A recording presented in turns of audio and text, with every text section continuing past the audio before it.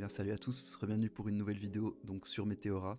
Aujourd'hui, vidéo peut-être un peu différente que ce que je fais d'habitude, donc c'est-à-dire les challenges 1 to 10 sol ou bien des tutos en général. Ici, ça va être plutôt une vidéo type stratégie, donc où je vous explique une stratégie qui fonctionne bien pour moi depuis un petit moment et vous la partagez parce que c'est un petit peu technique, on peut ne pas y penser genre pour la faire. Et je vais vous faire une petite démo en live, comme ça c'est toujours plus simple et vous identifiez mieux dans l'UI Meteora.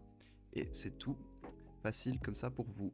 Et voilà, donc je voulais vous dire en premier lieu que cette stratégie, on l'a partagée en tout premier dans la LP Jam Session, donc French Edition, sur le Discord de Meteora, avec Satsmonk, Naoj et Grise. Donc si vous voulez nous retrouver en live, on fait ça 2 fois par mois, donc ça s'appelle LP Jam Session French Edition. Si vous voulez retrouver la première qu'on a fait, pardon, la deuxième qu'on a faite, où on a partagé ces stratégies en premier, n'hésitez pas à aller revoir la rediff, ça dure une petite heure et demie.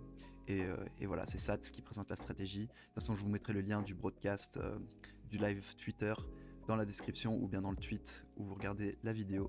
Et en attendant, voilà, donc maintenant, allons directement au vif du sujet pour la stratégie. Donc ici, une stratégie, j'ai envie de dire plutôt safe. C'est une stratégie de one-sided. Pour ceux qui ne savent pas ce que c'est que le one-sided, c'est soit on rentre juste en token, donc le même coin ici, le ARC, ou en sol. Et ici, la stratégie, ça va être on rentre juste en sol. Donc pour moi, rentrer juste en sol sur tout type de pool sur Meteora, c'est toujours la stratégie la plus safe. Pourquoi ? Parce qu'au final, on ne s'expose pas au token. On reste en Solana. Si le token down, bah, on achète, on DCA in dans le token.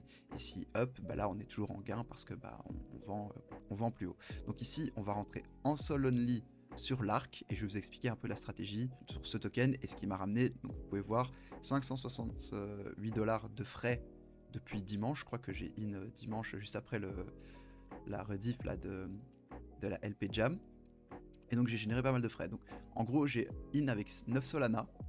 Et si on regarde le arc sur Meteora, donc si vous allez dans Pools, vous tapez arc, vous allez voir que vous avez plusieurs choix de pool. Effectivement, toujours, c'est cette fameuse question, quel pool est-ce qu'on doit choisir. Et vous allez voir, dans mes tutos, je dis souvent, voilà, prenez la pool avec la plus grande TVL et tout. Et ici, la stratégie, elle dévie un peu de ça. C'est que si je devais prendre la pool avec le plus grand TVL, ça serait la Beanstep 80. C'est là où il y a le plus de volume, vous me direz, effectivement. Mais ici, on va pas faire ça. Ici, on va prendre la Beanstep 20 avec un frais donc de 0.2. Le volume est pas énorme par rapport aux deux autres pools là que vous voyez, donc 1,5 million. C'était un petit peu plus grand la dernière fois, mais ici on va partir sur ces stratégies là. Mais par contre, moi ce qui a vraiment attiré mon œil, c'est la TVL. Donc la TVL, on a entre guillemets que 43 000$ dans la pool. Donc c'est-à-dire que notre liquidité, si je mets par exemple 9 sols, ça sera quand même très allez, il y aura un gros poids dans la pool et du coup j'imprimerai plus de frais. Mais après vous allez me dire le bin step de 20. Pour ceux qui savent, le bin step, plus le bin step est haut, plus vous allez pouvoir couvrir une grosse range sur une seule position. Et par contre avec un bin step de 20, ça veut dire que vous allez pouvoir couvrir un downside de 12% maximum sur une seule position. Et je vais vous montrer en live tout de suite ce que je veux dire par là. Donc pourquoi prendre une bin step de 20 ? Eh bien, en gros, quand on prend un bin step de 20, si vous avez vu, bah, ça va être ça la stratégie, hein, donc j'ai divisé en 3 positions. Si je prends un bin step de 20, je vais attraper beaucoup plus de TX qui sont faites sur cette pool que si j'étais sur une bin step de 100 ou 80 par exemple. Parce que ça, on est vraiment sur une range très courte, mais on a beaucoup plus de bins. Donc dès qu'il y aura un swap, ça va bouger. Et on sait que c'est quand ça bouge qu'on génère des frais. Voilà, donc c'est ça un peu l'intérêt des bin step 20. Alors que sur une bin step 100, il faut que le prix évolue beaucoup plus à la hausse ou à la baisse pour que ce curseur-là bouge et qu'on génère des frais. Donc là, c'est juste vraiment l'intervalle de prix. Ici, vous voyez les prix, là, c'est vraiment entre 0,572 et 0,575, c'est vraiment un tout petit écart de prix. Donc en 573, donc c'est vraiment le bin step 20, c'est vraiment cette caractéristique-là. On prend blindé TX, on arrive à attraper des TX. Vous pouvez voir ça de cette façon-là. Et donc, ce qu'on fait en fait, la stratégie, ça va être, si on regarde la charte du arc, avec une position sur une bin step de 20, si je fais une add position comme ça et que je mets par exemple 3 sols en spot, vous allez voir, donc je me mets au prix actuel, on se met en single sided. Ici, rappelez-vous, ça c'est une règle générale sur Meteora, toujours important pour l'instant. Il y aura peut-être des updates dans le futur où ça sera plus le cas, mais pour l'instant, le num bins ici, le chiffre ici, ne peut pas dépasser 69 sur une seule position. Donc vous pouvez avoir maximum 69 bins pour ouvrir une seule position. Et ici, il sera créé. Hein. Genre si vous avez plus que 69 bins là, ici vous allez voir sol needed to create et il va être marqué combien de positions vous allez créer. Si par exemple je mets n'importe quoi, je mets 25%, j'ai dit c'est pas possible, voilà, je peux pas couvrir 25% avec des bin steps de 20, il va me créer 3 positions différentes. Moi je n'aime pas genre qu'il crée les positions lui-même, je fais une par une à chaque fois. Et j'ai dit sur le bin step de 20, on peut couvrir environ 12% de downside. Voilà, c'est ça. Donc moins 12.5, vous voyez je suis pile à 69 bins, ici il va créer qu'une seule position. Et en fait la stratégie c'est de couvrir plus que 12%. Parce que c'est pas intéressant, le token, voilà, le ARC, si on regarde la charte, ce qui est intéressant, c'est qu'évidemment, c'est un token qui est range. Il y a quand même pas mal de volume sur 5 minutes, mais c'est une position plus long terme. Donc on va la laisser plusieurs jours. Ça va pas être une position court terme sur quelques minutes, quelques heures. Voilà. Et quand on dit long terme dans les DLMM, voilà, voyez ça comme 3-4 jours. C'est déjà très long terme pour les DLMM et les rendements qu'on fait. Parce qu'on n'oubliez pas, on trade des mêmes coins. Hein. Donc ici, on veut couvrir par exemple 36%. Donc on veut couvrir 3 fois cette range-là. Comment est-ce qu'on ferait? Ben, on divise la position en 3. Donc ça veut dire qu'on ouvre 3 positions qui ont cette taille-là. Donc on se met au prix actuel toujours. Vous voyez le prix qui bouge très rapidement. Hein. Dans les bin steps, le prix, ça bouge très très vite. Hein. Donc ici, on se met toujours à 69 bin. 68, bon voilà. Et ce qu'il faut retenir, c'est que vous allez copier-coller ce prix-là. Donc hop, donc vous allez copier ce prix-là, donc le prix de bas de range, pour après le coller sur comme haut de range de votre prochaine position. Comme ça, vous commencez en gros une deuxième position au bas de cette range-là. Voilà. Et puis après, vous faites la même chose, vous faites un downside de 12% sur une deuxième position, et la même chose sur une troisième position. Donc vous prenez ce bas de range-là, et vous le mettez ici. Comme ça, ça sera le haut de la troisième position. Et comme ça, vous avez couvert du prix actuel 12%, 12%, 12%, ça ferait, vous couvrez 36% sur les 3 positions. Donc en gros, vous n'êtes jamais, entre guillemets, out of range sur votre position, même en 20 bin step.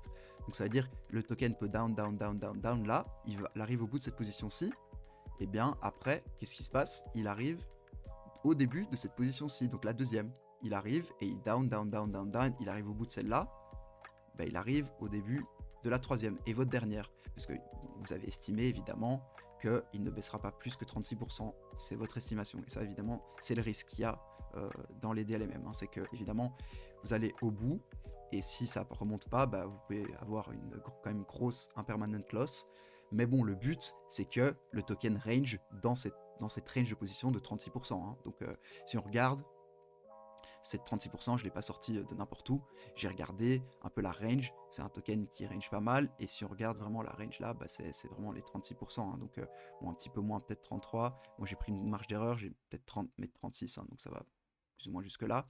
Voilà, ça range dans même une plus grosse range. Et puis, quand ça sort par le haut, on est content. Hein, on s'en fout. On perd pas d'argent vers le haut. On perd de l'argent vers le bas, surtout quand vous rentrez en sol. Hein. Donc ici c'est pas grave, là vous voyez c'est sorti un petit peu, mais vu que j'avais in plus ou moins ici, ça avait up, down, là même quand je suis sorti par le bas, donc dans ma troisième position ici, j'étais en positif parce que j'avais imprimé pas mal de frais. Donc j'ai laissé en me disant ok c'est out of range, c'est resté out of range quelques heures, puis c'est remonté. Et puis c'est ressorti, et donc ça c'est le scénario vraiment idéal, hein, quand ça sort, puis après ça range même par le bas, puis ça remonte, gros volume, si on voit qu'il y a un gros volume, et hop, et là j'ai généré plein de frais, donc c'est comme ça que vous avez vu le beau profit donc de 568$ que j'ai généré. Je vais ouvrir les positions en live avec vous, comme ça je pense ça fait une démo live, c'est toujours plus interactif. Ce que vous allez faire, donc vous pouvez faire avec n'importe quel type de size, hein, avec le sol. Ici la TVL n'est pas énorme, mais bon, typiquement on peut faire cette stratégie aussi sur d'autres tokens comme le Griffin. C'est aussi le genre de token qui range pour plus ou moins sur une, j'ai envie de dire sur une range de 36%. Mais voilà, moi je dis toujours 36%, rien vous empêche de faire 4, 5, 6 positions, hein, où vous pouvez couvrir une beaucoup plus grosse range que 36%. Mais bon, moi j'ai juste décidé de faire 36%, comme ça ça fait pas trop ici pour le tuto aussi. Donc Pour le arc, avec le wallet du challenge, j'ai pas beaucoup de sol dispo là, parce qu'il y en a d'autres qui sont en pool. Je vais mettre un truc arbitraire, hein. Donc je vais mettre 0.1 sol par position, juste pour vous illustrer comment est-ce que je fais. Vous pouvez mettre, par exemple, je sais pas moi, si vous voulez faire une position sur 3 sols, vous mettez 1 Solana par position, ou 2 Solana par position. Ça vous fera 6 Solana en tout sur la pool. Mais bon voilà, donc on va dire qu'on met 0.1 sol. Ici, il y a peut-être des gens qui vont demander pourquoi est-ce qu'on se met en spot. Eh bien on se met en spot ici pour vraiment imprimer des frais constamment. Ici, si on était en bidasque, ben vous voyez que si le token range en haut de range ou en bas, bon, en bas ça irait parce que ça, le bidasque, vous voyez, plus vers le bas de la range, mais en haut, si range, ben on n'imprime rien. Donc ici, on n'a vraiment pas beaucoup de liquidité. Donc moi, je préfère être en spot sur cette stratégie-là de 20 bin step, surtout qu'on bouge souvent, quoi. Sur le 20 bin step, ça bouge beaucoup. Donc moi, je préfère être en spot. À vous de voir si votre première position c'est du bidasque, puis celle du milieu ça peut être du spot, et puis celle d'après du spot. Mais par contre, ce que je vous conseille de jamais faire, c'est de jamais mettre 2 bidasques à la suite. Parce que si vous mettez 2 bidasques à la suite en sol only, vous aurez un saut de liquidité. Donc c'est à dire que imaginez, ça c'est votre première position, vous avez un bidasque, et puis vous ouvrez votre deuxième position, vous avez un autre bidasque, ben, quand vous arrivez sur votre deuxième position, vous avez plus de liquidité non plus. Donc vous imprimez pas de frais. Donc moi je conseille le spot. Mais bon, évidemment, c'est pas un conseil d'investissement, hein. Jamais un conseil d'investissement ce que je dis sur ma chaîne. Donc on fait comme on a dit, on se met au prix actuel, on met un downside de 12% environ. Voilà, bon, l'idéal c'est d'être à 69 bin, vous avez compris le truc. Moi je copie-colle là, je fais add liquidity. Hop, bon là on est à 69 bin, c'est parfait. On a créé une position. Maintenant ce qu'on fait, comme j'ai dit, on prend le chiffre là, on met une autre position, on remet 0.1 sol. Et là, c'est encore plus facile. Le Meteora, il va plus ou moins comprendre ce que vous allez vouloir faire. Vous mettez au max price cette fois, ça, et hop, là, il a déjà fait plus ou moins 12% aussi de downside. Là, vous êtes à 71, c'est pas bon, donc vous réduisez un petit peu. Je pense que si on enlève ça, ça sera ok. Voilà, c'est bon. Donc là, vous couvrez de moins 12% à moins 23%. Ce que vous faites, hop, add liquidity, encore une fois. Vous avez votre deuxième position qui est créée. Maintenant, vous faites la même chose. Vous prenez ici le chiffre du bas. On crée une troisième position, toujours avec 0.1 sol. On met ici le prix. On part bien de 23% ici à moins. On va mettre un petit peu moins, du coup on va mettre 32. Un petit peu plus, on va mettre 32.8, comme ça on couvre bien. Voilà, 69 bin, hop, add liquidity. Et si vous avez vu, il me prend 0.16. Vous allez me demander pourquoi est-ce qu'il prend 0.16 quand je mets que 0.1 sol. Meteora prend 0.05 sol par position que vous ouvrez, ou 0.06, ça dépend, genre ici je pense qu'il prend 0.06 quand sur une bid-step de 20, ne me demandez pas pourquoi, j'ai aucune idée. Mais voilà, mais sachez que c'est 0.06, quand vous fermez la pool, quand vous faites withdraw and close pool, and close position, il vous les rembourse. Donc pas de problème, c'est pas perdu quand vous ouvrez une position, ça vous les rend. Mais voilà, donc maintenant, en gros, je couvre 33%, c'est ça qu'on avait dit, hein, 33% sur le arc au moment où je suis rentré. Donc c'est-à-dire plus ou moins là, ça veut dire que je pourrais rentrer, donc je suis rentré de là jusqu'à 33% ici, donc jusqu'au support là. Donc je couvre toute cette position là, alors que sur une bin step de 20, si j'avais ouvert qu'une seule position, je couvrirais que le tiers, ben genre de là à là. Et donc maintenant on couvre beaucoup plus, et ce qui permet au final de générer plus de frais, et vous êtes entre guillemets jamais out of range sur votre position du arc, et c'est une position un peu plus long terme. Donc ça c'est la stratégie, un petit peu long je pense à expliquer, mais au moins je pense c'est clair avec la démo. N'hésitez pas si vous avez des questions, hein, toujours la même chose, vous pouvez m'envoyer un message sur le groupe The Diggers DAO, donc sur Discord, sur le channel Meteora, dans les commentaires sur YouTube, dans les commentaires sur Twitter, n'hésitez pas. Et voilà, j'espère que si vous vous positionnez dessus, que ça va bien fonctionner pour vous.